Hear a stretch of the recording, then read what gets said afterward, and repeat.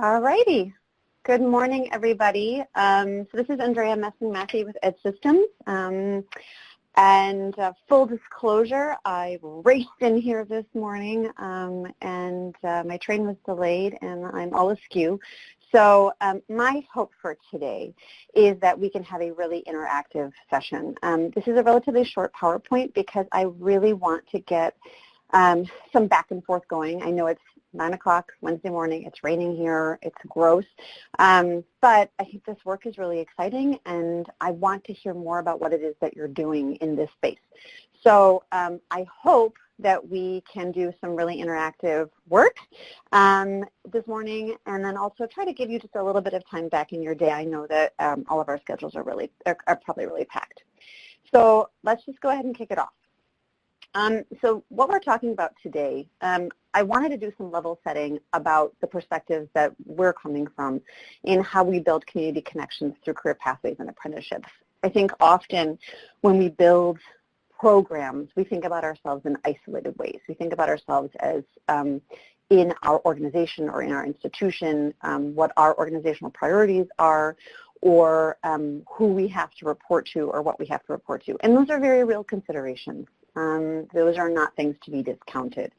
However, it also can create a situation that looks an awful lot like this for our young people. And that is a really tricky space. And I hope that people can see this. Oh, thank you.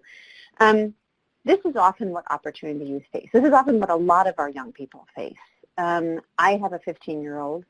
He has two parents who are deeply embedded in his life, and he still feels like this. So I can only imagine for our opportunity youth, the maze that they're trying to navigate and the world that they're trying to navigate. And I think that it's incumbent upon all of us as practitioners and as educators, as workforce development specialists, to really think, are we doing what we can to build the community partnerships that we need to support both career pathway system development and apprenticeship development so that they're tied to things and they don't feel like isolated efforts. And young people are facing a lot of different inputs and they're having to make a lot of different decisions, often on the fly. And I think particularly for our opportunity youth populations, they're making decisions in really tricky contexts with no support. And so the more we can do to coalesce our communities around those efforts, I think the better off we're all going to be. So that's the vision and mission that I adhere to. I have this image up on my board. I keep it on my tech board. I keep it in my computer, and I look at this often. And as I think about, am I doing the due diligence I need to be doing to make sure that all these pieces are connected when I'm contemplating my work? And I'm just curious, I'd like to just pause there for a second and get any reactions from all of you. And your phones are unmuted. This is an open space. So I'm just curious if there's any reactions from any one of you about this.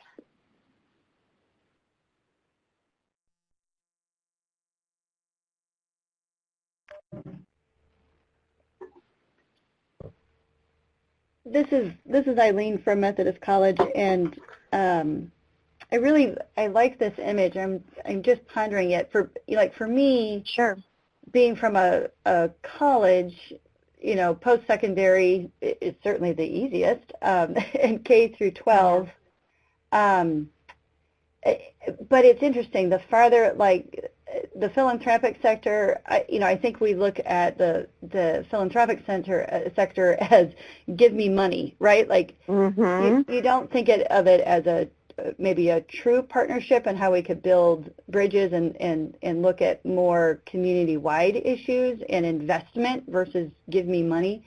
But I think the one that really popped out for me is the justice system of, how could we partner and how could we connect and what would that look like? And so I think those are the philanthropic and justice are the two that are the most, not foreign, but the most, I don't know, just unique that I hadn't really thought about before of what that might look like. What about somebody else?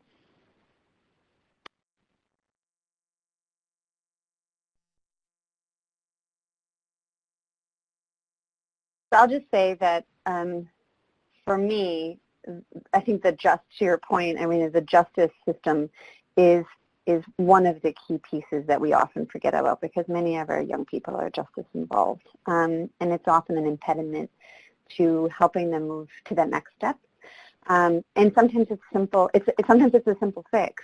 It doesn't require a tremendous amount of kind of remediated efforts, but it's those simple fixes that often elude young people and not make the workforce accessible to them. So I'm just curious about other people's thoughts. Valerie Harris shared in the chat pod that she likes the image, especially when it's followed by the image of the aligned circles. She says, I use it when describing our projects to others. Great. Yeah, the aligned circles are coming. Yeah, I mean, it's absolutely true, right? I mean, this is kind of all these balls in the air. And who's at the center? Who's at the center? Is it our program? God, I hope not. I hope it's the young people that are at the center of all this work, right? So I'm really thrilled that that's something that you use to communicate the messages of the work. What about other folks? What does this bring up for you? Is this something that you use, or is this something that's kind of like, giving you a moment?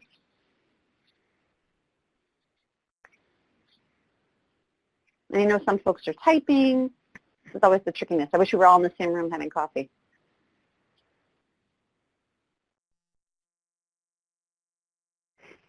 Just to let everyone know, if you haven't called in but you would like to, you definitely can call in to the number. I'll put it in the chat pod if you would like to speak instead of type.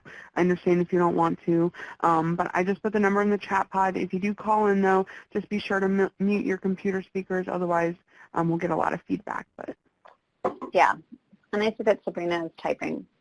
So we can come back to this, but I think that this image, like keeping this image front and center in our minds at all times when we're thinking about, like, are we doing the due diligence that we need to make the connections that are important for our young people. And Sabrina, as soon as I see your notes, I'll flip back to that. So the vision that we have is really one of a learner-focused framework and a system-focused framework, right? These are not necessarily one and the same, but they have to support each other. Because what we need to think about doing is we need to think about what are the connections between these two pieces of the puzzle. If we only have a learner-focused framework, right, we have work-based learning, foundational skills, and education training for our students, that likely exists at the program level, or it likely exists in a school, right, or in one isolated space. But it's not really connected to anything broader. And so what often happens, particularly, let's say, take work-based learning as an example, we end up knocking on the same employer doors. We end up trying to partner with the same partners. And it creates a lot of confusion and duplication and overlap and sometimes, frankly, disengagement. And that is just as true for our post-secondary partners and our secondary partners as it is for our employers, as it is for our community-based organizations, right? We're all so overwhelmed with the amount of information that we have coming at us that if it's not connected in some kind of a systemic way, it can often turn into an isolated kind of an island of excellence, if you will. And I think that that's something that, as practitioners, we are all trying to strive against. And Sabrina notes that, she says, as a youth build program, they've been able to address many of those circles. So I'm going to go pop back to those circles, if I can get back there. That they're working hard to serve youth within a capacity that serves them best. And she notes that having many partners with an intentional focus helps to serve all of the youth in ways that we can't serve them ourselves.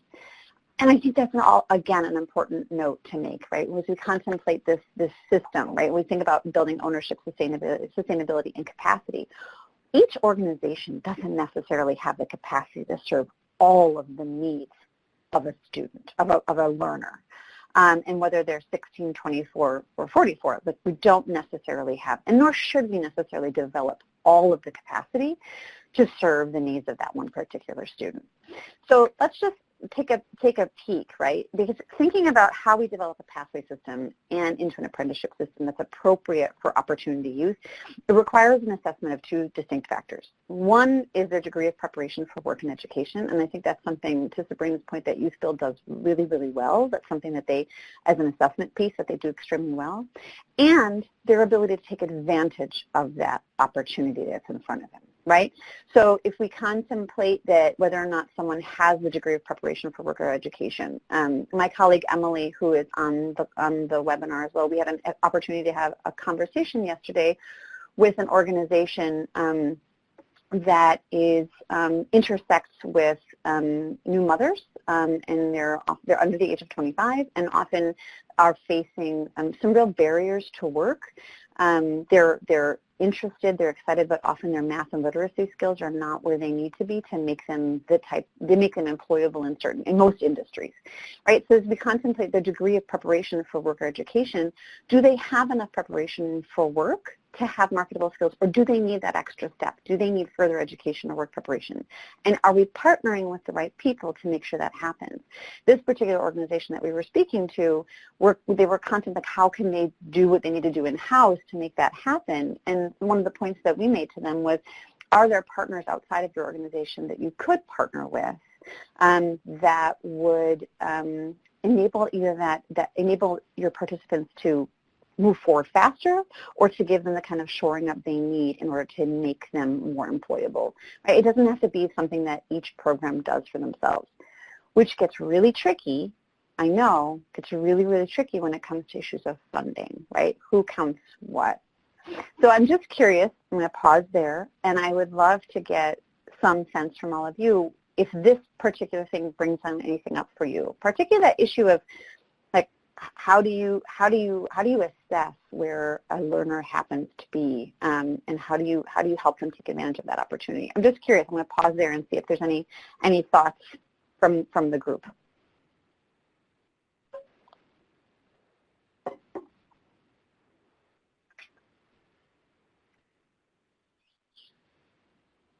I see lots of people typing. I love it. We can always pop back to that. I'll dance back and forth with that. But if there's anybody on the phone that wants to speak up, you're absolutely more than welcome to. We're all co-driving this train together, so please feel free to pop in. So I think that's something that this right here is something that we all need to keep in mind. So Mike brings up this issue of soft skills. Or we can call them essential employability skills. I don't know that we all know what to call them. This is an endemic issue. So students may very well be math and literacy ready, but not necessarily understand the workplace. They may not understand what's required of them. They may never have had those requirements put in front of them. And I think sometimes our expectations for young people don't necessarily match our actions, and I think this is where workplace learning can become a really powerful tool, and this is always what I try to communicate to employers. If you want students who are workplace ready, often you need to give them the workplace experience in order to do that, so they understand issues of timeliness, so they understand issues of communication, because it's not necessarily something that comes naturally, and it's not something that is potentially being taught in the correct way or in the correct sequence or in the correct cadence in the school that they're able to access. And they may be disconnected from schools. We're talking about our opportunity youth population, disconnected from school and work in such a way that they're not able to access those types of lessons. And so as we contemplate these programs, how are we embedding employability skills into the work that we're doing? So I'm going to pause there again, and I'm just curious if there's something that anyone wants to share about how you're embedding employability skills in your work currently.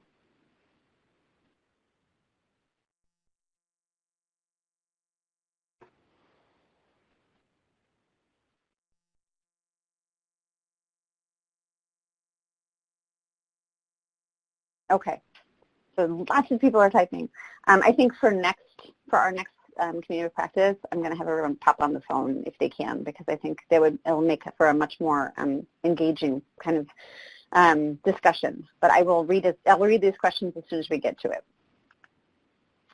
I'm going to just pop to the next slide, because I think this always really helps me contemplate how we address youth needs. how we identify obstacles, where the lost points might be, and where some of the opportunities that allow communities, however those communities are defined, and that's a tricky point, how we determine the critical needs and the types of support required for students.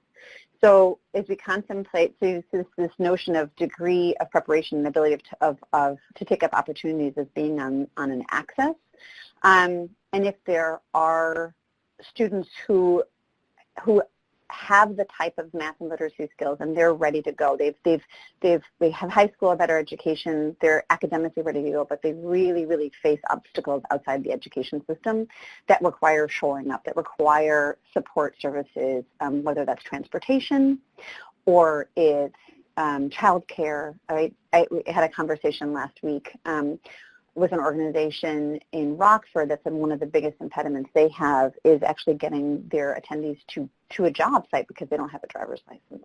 And so one of the fixes for their organization is actually someone from their staff physically driving their participants to the DMV and helping them through the process of getting their driver's license, which makes it much more feasible for them to be able to get the kind of transportation they need. So Sabrina notes that they begin during the Pathways Readiness, and then they've implemented career development and leadership course through that. So I would love it. I would love to hear more about that. And maybe on our next call, Sabrina could talk a little bit about that leadership course particularly. I'm very, very interested in that. And then Valerie mentioned that in the construction pathways, employability skills, they're deliberately included in the curriculum. So they're working on modifying the schedules to do the same thing in their pathways programs as well. So that, I think, is such a crucial thing, is that they're focusing on what are some of the key points that the learners need to know in order to be more successful. Because it's frustrating for employees too. It's just as frustrating for them as it is for employers. If they come in the door and they don't know what's expected of them and they don't know how necessarily to comport themselves in a workplace setting. And Valerie also notes that they have a shared staff person with a local WIO one-stop to focus on career readiness and job development. And I think that's a great use of resources, is really making sure that you're matching. And that gets to the point of community development. Like, how are you utilizing and leveraging your local resources to make sure that you have the type of connections that you need that support those students in this work. That one came up twice. Sorry, guys. So this is the vision, right? This is the vision for the future. This is kind of what I'm always looking at. So I have those two things side by side. I have the mismatch, the young person with their arms up in the air with all the balls in the air that they're trying to catch, and they're trying to navigate that, right? And it's not the young person at the center of that. It's the young person at the bottom of that. Whereas we're really all thinking about, if this young person that we're trying to serve, this person who's really trying to navigate the system, how are we connecting with our nonprofit sector? How are we leveraging adult basic education, right? Particularly for those young people who are past the age for secondary school, and they need that additional math and literacy work to help them get to the place where they're able to go and access the resources of the community college. How are we leveraging our adult education system to help move some of that work along? How are we leveraging our post-secondary education partners? And this is as my colleague Emily knows, this is my hobby horse. Like, how are we making sure that our post-secondary partners are prepared as a landing place, right, and as a push place into the workplace? How are we making sure that they're doing the kind of internal work that they need to make sure that their departments are prepared to catch those students and to help them move through the system?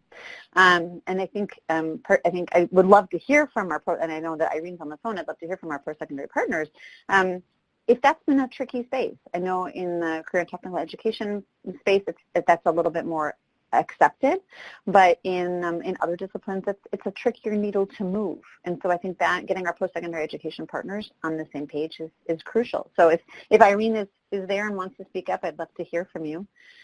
Yeah, Irene? Yeah, sorry, I have myself on mute, so I was saying something profound and I was on mute. I want to hear it. It wasn't profound at all. I think our at Methodist College, I think our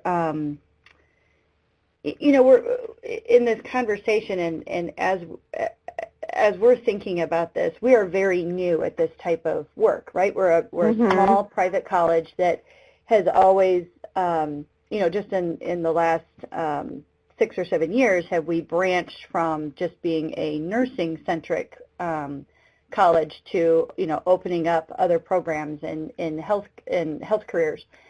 And understanding that we want to be part of this conversation, we want to become a better resource in the community. So we are looking at this with a brand new lens, and you know, we're trying to figure out how can we become an opportunity for youth and both partner and compete and learn with other post-secondary education systems, and mainly our community college, and trying to, you know, sometimes our programs are in competition with our community college, sometimes we're in partnership, sometimes we are full-blown collaboration, you know, designing programs that would streamline a student from a associate's degree onto a bachelor's degree. And so for us, this is all uncharted territory in many ways. And so as a novice, I think there are often times that we are so befuddled and confused of, well, what, you know, we're tapping into these young students. They're unprepared. They are not ready for college academically. Their soft skills aren't there. How do we leverage our partnerships in the community with nonprofits and social service agencies to help build those soft skills while they are taking, you know, anatomy and physiology, which sure as the heck is not an easy class, and keep them moving along, you know, in their career. So, you know, for us, I think that, and I think that there are colleges like us that are interested in getting into this type of work, but it's often a stretch because we don't have the resources of, you know, we have tutors, but we don't have tutors that can really help developmental students. Sure. Or we have resources on professional development, but it's more on you know, getting that job after you secure your bachelor's degree. It's not, you got to be on time every time for class and for work. You know, like for us, it's dipping our services to a new population, and that's what we are trying to figure out. But I think when you look at this wheel and you know, adult education systems and the you know, K through 12 and child welfare, we're all speaking the same language because we all see the same gap, right?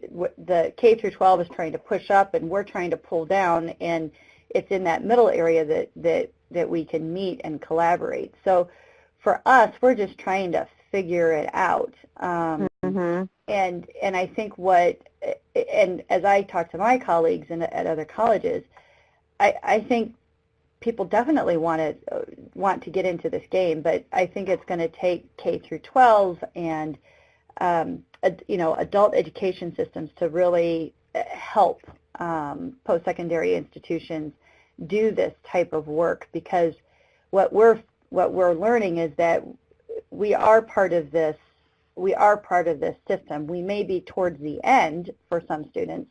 We may not be a stop for many students. But we can still expose, you know, kids to health careers. We're still part of the equation. Well, I think that's, I'm writing this all down, seriously writing this. I think that's a really incredible, important part. For many students, whether they're opportunity youth or not, the post-secondary road is not necessarily linear. Our students are not necessarily all coming straight out of high school and then launching right into their college and then launch right in their career, and that's the career they stay in for forever. Right. That's not the new normal. And so as we contemplate the post-secondary partners, I think that you said something really crucial. that you're used to thinking of yourself as an end point. And I think as as I'm contemplating this new space that we're all in, is more that the post-secondary partners are part of the continuum, because as students contemplate their careers, it's likely they're going to have to come back multiple times to be retrained on other things, because the workforce is changing so rapidly. So how can we as post-secondary partners do a better job of being more nimble on our feet to respond to some of those dynamics and to catch students so that it's not such an arduous process? Right. Well, and I think in other respects, we already are experts at this. You know, our student body here, the average age of our students, it's 26, and they do have these terribly windy pathways that they eventually get here, and so you know, doing programs in the community, like I met with a middle school that we've just adopted from Peoria Public Schools, and we're having their entire 6th grade come in February for a health career expo. And, you know, in one respect you can say, okay, 6th graders from a very low income, struggling school, why are we investing time and resources in that group? Mm-hmm. And, you know, the answer is, one, because it's the right thing to do, and two, these kids are brilliant. They just need an opportunity. But 3, these are the kids that we're getting anyway. We just don't get them until they're 27. Yep. So it's that very long picture, that very long windy path that we need to figure out other areas where we can plug into. And you're right, we're not just the end destination, but sometimes we're the door that opens up healthcare to a 6th grader, and they may not end up here for their education, but at least we opened up that door, and that's good for everybody. Mm-hmm. So, and then I think too, you're right about retooling, and you know, we're looking at different types of credentials for healthcare professionals once they complete whatever degree or certificate, and how can we stack new certifications, or how can, what are those types of things that we can do, which does make us more nimble. Mm-hmm. Mm-hmm. Absolutely. You know, and Michael just posted something, and this is a great video if anyone's not had a chance to see the Success in the New Economy. It's on YouTube. It's open and available. Michael just added the link. It's a really phenomenal video, and really helps us to think about what our young people are facing. And how we can all work together as partners. And I know sometimes for a lot of our systems, we're a slow-moving train, right? That's really hard to turn. We're like a heavy cruise ship in the ocean. It's kind of hard to shift that. And particularly when there's issues of funding, which we've all been facing for the last several years, it can be hard to be nimble. Which is why that community piece, and I think that when you spoke to that beautifully, is such an important part. And Valerie brings up a really important thing too. She notes that even though they're housed in that college, it's still really challenging work, that they rely on an IET model, and I'd love for Valerie next time to actually explain that a little bit more, that provides support while students are concurrently enrolled in college. But the hardest part for them is actually helping students see themselves as college students, to realize their potential and to see themselves as worthy of being in that college space. That is that's a very tricky nut to crack, and I know that Youth Build does a lot of work on identity, on actually like your identification as someone who's worthy of being in that next phase of moving forward in a career, and that I think that's a valuable piece of the kind of broader soft skill puzzle that maybe we don't always do enough work on. And so I'm contemplating our next sessions and how we're going to all how we're all going to collaborate and share. And I think having maybe Valerie talk a little bit about some of that work might be it. I might be tapping you, Valerie, to talk a little bit about some of that work. So I think this is a really important conversation. If we always contemplate like who's at the center of that wheel, right? It's not us. the students, the young people are at the center of the wheel. The people that we're trying to serve are at the center of that wheel. And that is as much of a reminder for me as it is, I think, for all of us. Any other thoughts on this? I know that Eugene is typing. I'm going to move us forward just a little bit because I think that this gets us to the discussion of how we build community through career pathways and apprenticeship programs. Career pathways is often kind of siloed in this CTE space. Like, okay, that's a CTE thing. It's all, you know, we spend a lot of time talking about career pathways in manufacturing or career pathways in IT or in healthcare. Ultimately, career pathways is designed for any field, any sector. And it's really about how do we leverage each other to build capacity in the service of our young people, in the service of people who are actually in these programs. If we're designing programs, is there a through line, right? If we're designing a program in a secondary space, is there a through line into a post-secondary space, or does it terminate there? Does it truncate, right? If it truncates, then why are we building it? If there's a program in a post-secondary space, is there a through line to an employment? Is there a place for students to land? If there's not, why are we building it, right? Is it building capacity both for our organization, but is it also building capacity for students? Is it building their self-efficacy, right? That's, I think, a really crucial part, and maybe we don't spend enough time talking about. Are we aligning common interests to avoid duplication and lost points, right? That's a huge part of the building community equation because we are duplicating a lot of our efforts. Often the same programs are serving the same students or the same learners. So you get students who are served 2-3 times and then other students who aren't served at all. There's also lost points, like we're losing people in that system. As they're trying to navigate those balls in the air, they're dropping out because there's a loss of trust. There's a loss of faith in the system because they don't know where to go. They don't know who to touch to. And I think this is often just as relevant for our in-school students as it is for our out-of-school students, that there are real lost points, whether that's on the career ladder, right? They don't see themselves as a STEM professional. They don't see themselves as a manufacturing specialist. I think this is extremely relevant for our young women. Maybe they don't see themselves in that space because there's an inherent loss point when we don't speak to the needs that are relevant to them. So when we talk about building career pathway systems, when we talk about building apprenticeship programs that are embedded in a career pathway system, part of the point of that is that we're aligning common interests to avoid that duplication and to avoid the lost points. And that's just as relevant for our employers. I mean, we've talked about this, that there's a skills gap, but there's also employers that don't have the type of, from a human resource perspective, they're struggling to find people.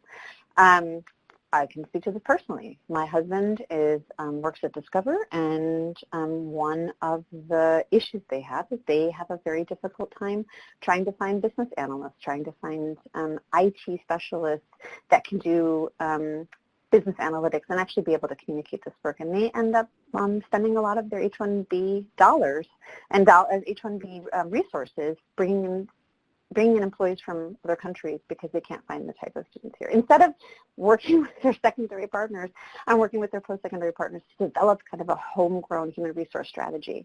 That's a lost point. That's a real lost point. And I think that's something when we talk about career pathway system development, are our employers bought into that system? And do they understand the benefits for them in that system? That's, I think, a really crucial piece. And then making that connection across the education program employment divide. So rather than making sure that those pieces are all connected to each other, right? That there's not like a gulf between them. And often that's where we lose people is in those transition points as they transition from one education space to another, whether it's from secondary to post-secondary. If it's from a program into education, right? If they've fallen off the education wheel and they need to get back on, we're sometimes losing them as they transition out of the program into employment, right? So it's often a question of how do we make sure that we're making those connections as seamless as possible so that when we look at our wheel, right, that those connections are centered around what the student actually needs, right?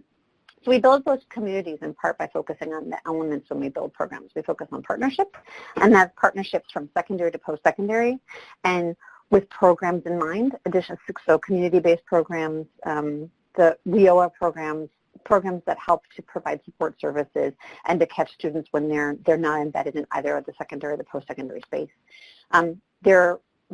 We build community by focusing on sustainability, and that's part of the capacity building conversation, right? Do these programs live beyond the life of a grant? Do we have the right employer partners? Do we have our philanthropic partners, right? I think it was Irene that said this earlier. Thinking about where our philanthropic partners situate in this. They're making huge investments. And instead of just asking them for money, are they partners in the decisions around what's happening in their community?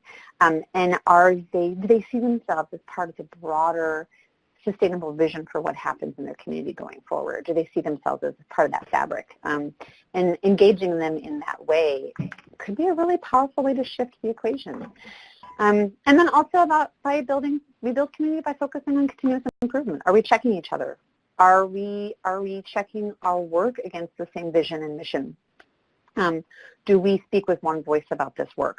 And are we consistently measuring our progress against that? I think those are all really important pieces of this puzzle.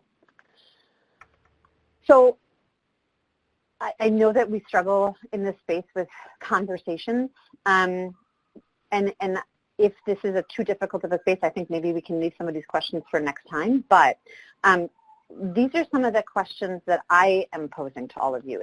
Can we talk about ways in which your program is connected to community efforts? And I think maybe we can, if it's too difficult to do it here, we can table it for next time and have a more involved conversation about how your community is actually connected, how your work is connected to other community efforts, like what you're doing to connect across this wheel, right? If you contemplate this as kind of the place where we all want to end up, how are we connecting? Or where do we see, like, I think Irene mentioned earlier, like the justice system, like how could I maybe make a more intentional connection to those folks that I haven't done before? And what resources do I need to get me there?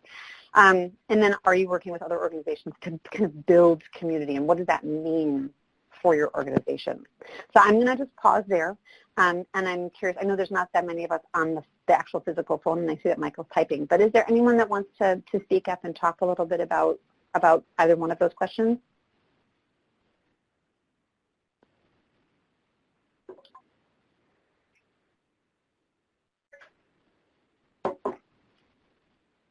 So Michael wrote in Peoria, they have a group called Alignment Peoria where organizations partner with the school district. Yeah, and that is an incredibly important piece, and that is, and I wish I had my slide, Alignment Peoria often acts as, and these alignment efforts often act as an intermediary. And as an intermediary, what we're doing, if you imagine a bunch of arrows pointing in a gazillion different directions, okay? And then the point is not that we all do the exact same thing, right? That would be super inefficient and wouldn't actually drive most of our organizational missions. But we should all be pointing in the same direction. And what an intermediary can do is help us do that, is help us point in the same direction by helping to build public will, by helping to help us coalesce around the shared vision and mission. So that intermediary space, it provides a really important part of that connects, the community connection. And I'd be very curious for Michael to talk a little bit about, and we can do this next time, to talk a little bit about how Alignment Peoria is actually helping to build some of that community, so helping to build public will, helping to shape a vision and mission going forward, help to shape a common agenda. So that, those are kind of some of the tick points that I'm curious about going forward. Who else? Who else wants to bring something up? I'm in Peoria as well, and I'm watching Michael type about Alignment Peoria, and yeah, it has been a wonderful. I kind of see it as glue of bringing different investors together, looking at different aspects of, how do we prepare our kids, how do we develop a workforce. I think the other thing that's happened in Peoria kind of on this front is the Greater Peoria Economic Development Council has done a tremendous amount of work in realigning their work in economic development to really pull a lot of not just schools in Peoria, but in the region, and getting partners together, employers together, and and the school districts, and really looking at literally plotting out career pathways and having employers as part of those conversations. So if you add Alignment Peoria with the Greater Peoria Economic Development Council's work, and then two key figures, the superintendent of Peoria Public Schools, our largest district in the region, and then the new president of Illinois Central College, both of those women eat, breathe, live career pathways. And so all of a sudden we're I think we're really beginning to have these conversations and not having silos of services. And so I think it's an exciting time in Peoria, and we're beginning to figure this glue out, and how do we all start rowing in the same direction. And we certainly still have duplication of services, and we still have gaps, and there's a lot of work to be done, but I think the right people are now in the right places, and those conversations are happening, and happening quickly. So it's really exciting. I think this is such a great example, and thank you so much for bringing this up. I think Peoria has done a tremendous amount of heavy lifting over the last 4 years to start to bring the conversation around. So I mentioned this at the beginning of our first community of practice. One of the many hats I wear is as part of the Illinois 60 by 25 network. Our organization, Ed Systems, is one of the coordinating team members of the Illinois 60 by 25 network, in partnership with Advance Illinois and the Illinois Student Assistance Commission. And as part of that work, we have something called the Illinois 60 by 25 leadership communities, and Peoria is one of our first ones. And they did some really hard soul searching in 2013, 2014 about how to actually start to do this work. And this work started off in the mayor's office. It started off as a mayoral initiative, and then transitioned to the chamber, and then transitioned to the EDC, and then they really made some intentional efforts around bringing their WIOA partners in the room, and really focusing on the work through Peoria Public Schools, and then some of the transitions that happened at Peoria Public Schools with the superintendent and then the new president of ICC, Sheila Clark-Bailey. I think all of this language around how do we build career pathway systems that intentionally connect, so we can go back to that community connection, that intentionally connect education, program, employment divides, like really pulling that thread through for students. That's where the money is. That's the crucial part, and that's how you start to build community. That's how you start to coalesce around a common vision and mission. And it's not easy, and it's not something that happens overnight. This is about the long game. But I think that what Irene just said is that you're starting to see the dividends pay off, because they've done some of that kind of deep work on the ground to really start to build what that community looks like. And I'm thrilled that Peoria is having such great success at this point, and I think that's wonderful for the kind of broader state's 60 by 25 goal, that Peoria is doing some of this really heavy lifting. Michael mentioned also that they talked about how to incorporate employability skills in the elementary and middle schools. That's a phenomenal thing, right? And when we talk about employability skills, we're not talking about sending our 7-year-olds off to work. We're talking about how do we teach them about communication? How do we teach them about teamwork? How do we make sure that these types of lessons are more embedded in a daily lesson plan, in a daily approach to school, as opposed to something that kind of gets plopped on the side, right, or that gets capped off at the end of the work that you do. And as a parent, I see that as well, right, that being the crucial importance of how you actually embed some of those lessons more deeply. Any other thoughts about how we are connected, how we build community, and how we're starting to connect and start to think about ourselves as not just an isolated organization or silo, but how we're reaching across some of these kind of, sometimes what feels like big divides, to build community around young people?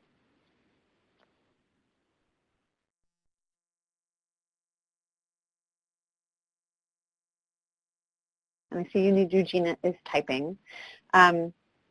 I want to connect to continue this conversation for next time. I really do. I think that this could be a really, I think that we're getting some juices flowing, and I like the idea of being able to have these kinds of conversations because I think there's a lot of cross-learning that's actually happening. So as we contemplate kind of thinking across this divide, right, that we're thinking about ourselves as collaborative, that we're thinking about ourselves as collaborating across the spectrum with the same vision and mission towards the end goal, right? Towards the same general end goal. So as we move forward, and I'm gonna put this out here while Eugene is typing because I want to be able to acknowledge what Eugene is saying. I would love to hear from you what other types of resources, what other types of learning do you think would be helpful to help us get to this vision, right? If we imagine that young person is in the middle of the room and we're in one of these bubbles around the side, what resources do you feel could be brought to this space right here, this little space that we're creating for ourselves that would help to move that needle forward for you? And you can type it or you can say it, whatever works best. Or you can also email me. That works too. And I'll just pause there.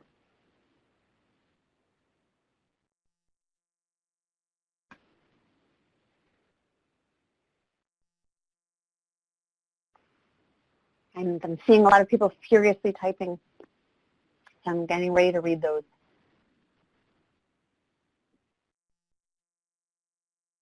While folks are typing, I'm going to do a little calendar check. Our next call, our next community of practice that we're going to do in this space is actually on December 20th. And I don't know if that's going to be problematic for folks. I don't know if that is, if that's going to be a tricky timing. I know December gets really, really tricky. If that is a tricky time for all of you or for some of you, if that week right before the holidays is going to throw some of you off, please feel free to email me and we can see if we can figure out a different time. We can be a little bit flexible. I know that week is often really tricky. For some reason, our work tends to get incredibly busy during the month of December. Like people panic and think I have to talk to you before there's a new calendar year. So I'm sure that I'm not alone in that experience. So if that is something that is a tricky time for you and you want to just go ahead and shoot me an email and let me know, that would be fine. And I'm waiting for all this amazing stuff that's going to come through on the chat box. Any questions while I have you guys as kind of a little captive audience for a few minutes? All right, Valerie says, I like the idea of have us share our local examples around the circles. She would just like a little more time to prepare. Absolutely fair. Absolutely fair. So I think that could be a really great next time for us. I think that that's something we could kind of start to set that up and start to think about how we have conversations around kind of this circle, right, around all these little, these bubbles, and to think about those local examples. But absolutely, that's a very fair point to have more time to prepare. And Michael writes December 22nd is good. Michael is prepared to go all the way to the holidays. So we're going to have to see how that works.